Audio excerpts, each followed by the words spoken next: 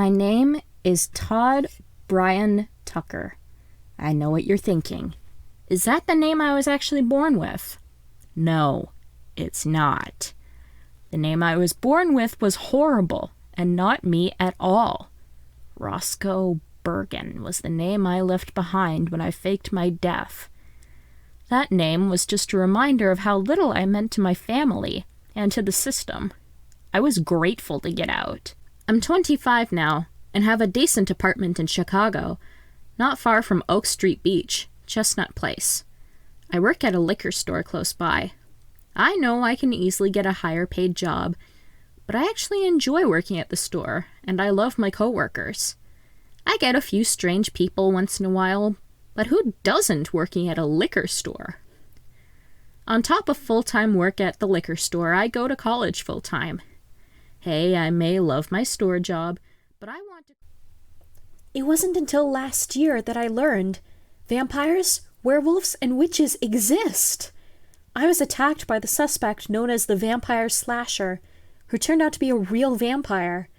I ended up in the hospital and meeting a witch shifter named Todd Tucker and his boyfriend Gabriel Hudson, who's a vampire. What's a witch shifter? Well, there are witches that can shift into a specific animal that their human side most matches. For Todd, that's a fox. His grandmother before she died was an owl. Pretty cool, right? Well, it kind of was until I met Tuscan Inc. He's also a vampire. He and Gabriel are part of the Vampire Summons Council. Oh yeah, vampires, werewolves, and slayers have their own government. Vampire Summons, Gabriel and Tuscan are members of. Their leader is Lucian York. I met him once. He evaluated me to see if my memories needed to be wiped or not. The things I've done with my life? Nothing. I've got the boringest life anyone's ever seen. Why? Because my parents have always been protective of me. I'll give you a real good example. When I wasn't even thought of yet, they had my older brother. Fresh out of the birth canal, he vanished. 20-something years later, my family gets a call from Chicago to find that my brother is alive and, well, now, fucking a fucking vampire. That's right, my family is part of the No. Forrest Filler here, second grandchild to Bianca Filler, fully and completely human. My family is a witch family, but only one of us in every second generation is a witch.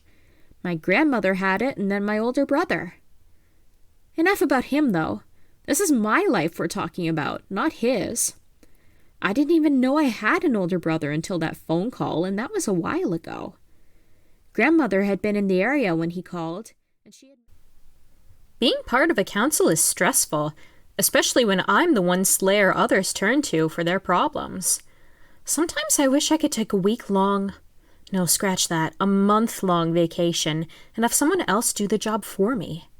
Unfortunately, between me, Yuri, and Casey, I scored the highest on the exams.